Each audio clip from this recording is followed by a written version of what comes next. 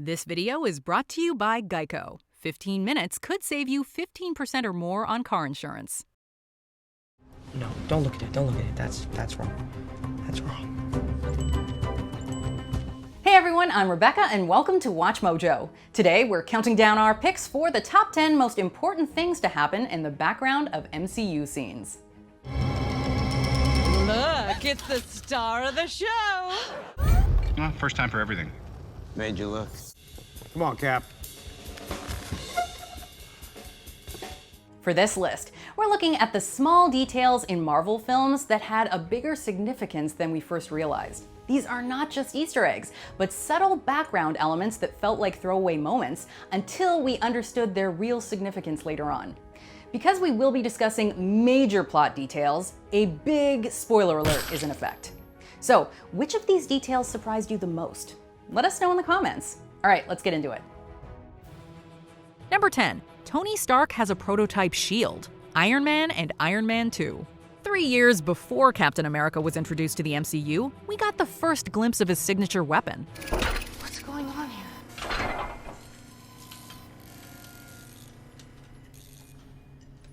Let's face it, this is not the worst thing you've caught me doing.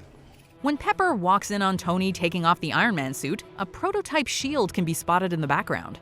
Then, in Iron Man 2, the shield gets more attention, though not the respect it deserves. Since Cap's shield was frozen in snow, this isn't the shield, but it still establishes a connection. What's this doing here? That's it. Bring this to me. You know what this is? It's exactly what I need to make this work.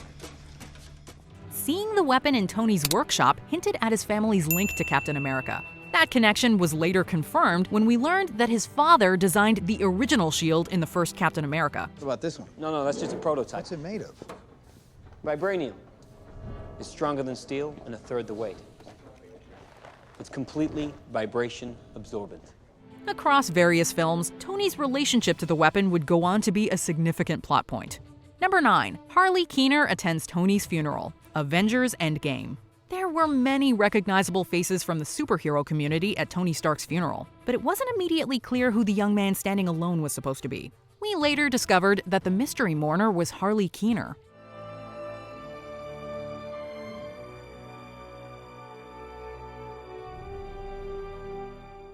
When Tony was struggling in Iron Man 3, Harley helped him get back on his feet with some supplies and a few important words. You're a mechanic, right? Right. You said so. Yes, I did. Why don't you just build something? The billionaire repaid the boy's kindness with a garage of gifts. Although we hadn't seen Harley since that movie, his quiet cameo in Endgame proved that he likely remained close with Tony. It's unclear whether Harley's appearance is foreshadowing a bigger role. Either way, his presence served as a subtle reminder of Iron Man's positive influence, both universally and on a more personal level. If I was building Iron Man and War Machine, Sign Patriot now. that's way cooler. No, it's not. Anyways, I would have added in the retro Retro-reflective panels? to make him stealth mode. You want a stealth mode? Cool, right? That's actually a good idea. Number 8. Earth 616. Thor, The Dark World. When Eric Selvig is in a mental institution, he tries to teach the residents about planetary alignment. Imagine that this is our world, and, oh, thank you, and this is another world. Normally, they're separate. But during the alignment, everything is connected. If you look closely at the chalkboard, you'll notice that he's written that all the realms exist within the 616 universe.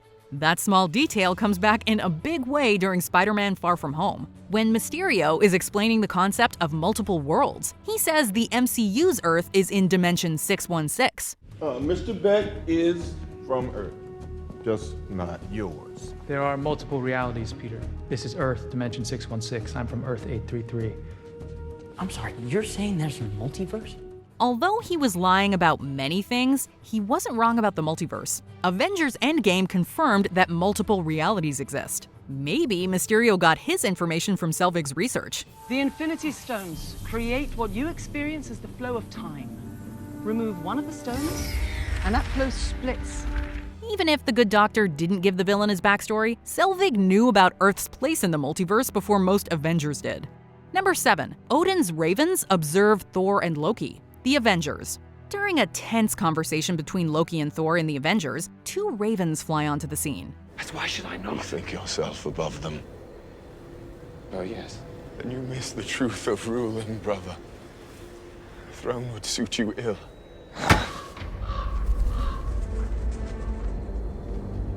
These weren't just any birds. Odin has a pair of ravens that he seems very attached to in the MCU. Within Norse legend, his birds could observe distant lands and return to give him information. It's safe to assume that Odin relied on them to watch over his two sons whenever they traveled. There's even a possibility that Loki was aware of the ravens we missed. After all, is it just a coincidence that he calls Thor Odin's son in a bitter tone right after the birds arrive? I have grown, Odin's son, in my exile.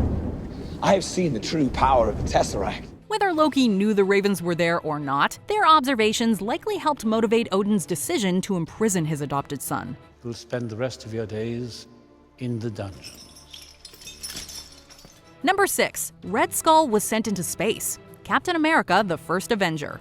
When we saw Red Skull pop up in Avengers Infinity War, our jaws collectively dropped. I am prepared. We all think that at first.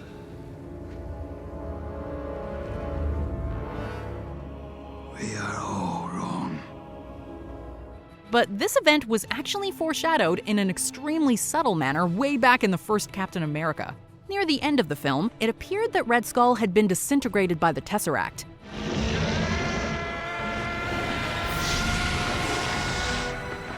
But as we later learned, the Space Stone inside the cube allows you to teleport wherever you wish.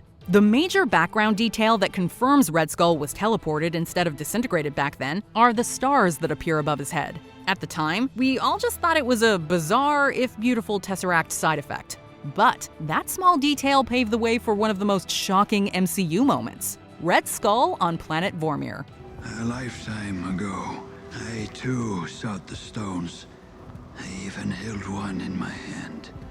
But it cast me out, banished me here, guiding others to a treasure I cannot possess.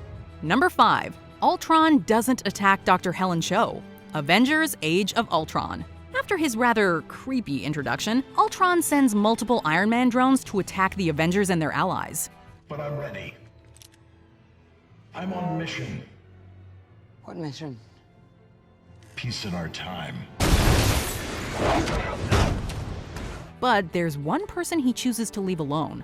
When a drone is threatening Dr. Helen Cho, Ultron pauses, turns his head, and calls off the attack. The villain later explains that he spared her so he could use her expertise to build a new body for himself. I could have killed you, Helen, the night we met. I didn't. Do you expect a thank you note? I expect you to know why. The cradle. This is the next thing, Tony. This is the next me. Considering that Cho's creation would eventually become Vision, Ultron's decision not to hurt her was a monumental choice. If he had been a little more reckless in his initial dealings with Cho, we may have had one less Avenger. Well, I was born yesterday. Number 4. Pretty much every choice Agnes makes. WandaVision.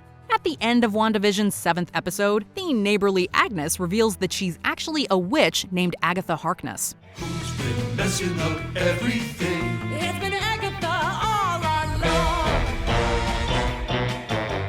Although her subsequent musical number shows us a few of the manipulative things she's done, there are plenty more hints hidden in the series. Agatha tends to pop up when Wanda encounters something that doesn't belong in Westview.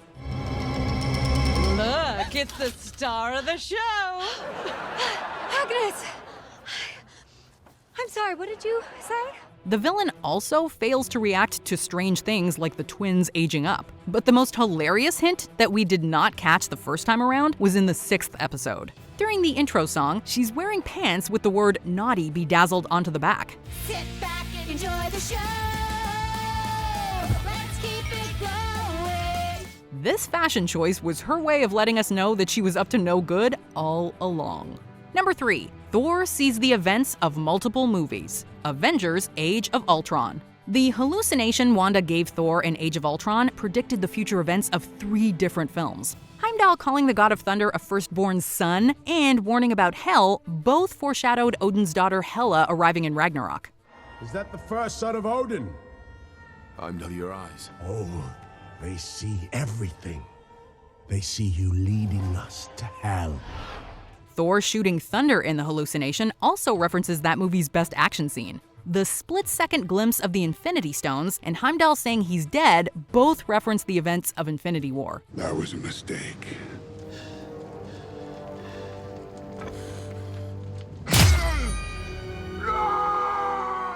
But the detail you most likely missed is the image that looks like Vision's eyes opening. Although we definitely didn't understand everything at the time, many things we saw came to pass. For all we know, there may still be something else in the background of that scene that just hasn't happened yet. I have no place in the world. Exactly. Number 2, circling Wakanda, Iron Man 2. Wakanda is one of the most beautiful and unique places in the MCU. Add all the advanced tech, and you can understand why government agencies would want to know more about it. What do you actually know about Wakanda? Shepherds, textiles, cool outfits. It's all a front. 8 years prior to Black Panther coming out in theaters, Tony and Fury talked about the Avengers at a SHIELD facility. Textbook narcissism. Agreed? If you look at the map behind Tony's head, you'll see a circle around a location in Africa. The highlighted spot looks like it's where Wakanda would be located on a world map. Wakanda was still keeping its true nature a secret at the time, but SHIELD appears to have had intel on the mysterious nation long before the rest of us. If the world found out what we truly are, what we possess, we could lose our way of life. Wakanda is strong enough to help others and protect ourselves at the same time. Before we continue, be sure to subscribe to our channel and ring the bell to get notified about our latest videos. You have the option to be notified for occasional videos or all of them. If you're on your phone, make sure you go into your settings and switch on notifications. Number 1, Mysterio follows Peter before they meet. Spider-Man: Far From Home. Although Peter and Mysterio formally meet about half an hour into the film, that isn't the first time they've been in the same place. Mysterio? What? Doesn't matter. It's just what my friends have been calling me. Well, you can call me Quentin. They actually shared the screen 12 minutes earlier. Right before Peter walks into a store in Venice, you can see Mysterio in plain clothes on his phone closely watching Peter. Quentin and his people unleash the water elemental on Venice a few minutes later. I need to lead it away from the canals!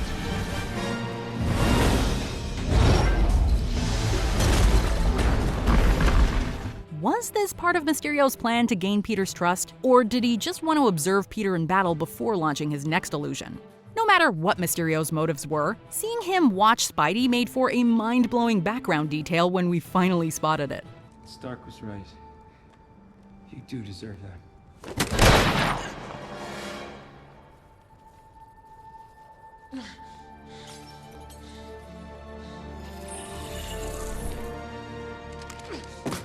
You can't trick me anymore. You would think that you would notice a Jake Gyllenhaal standing around in the back of a movie scene, but no, I definitely missed it. Oh well. How many of these did you catch on your first watch?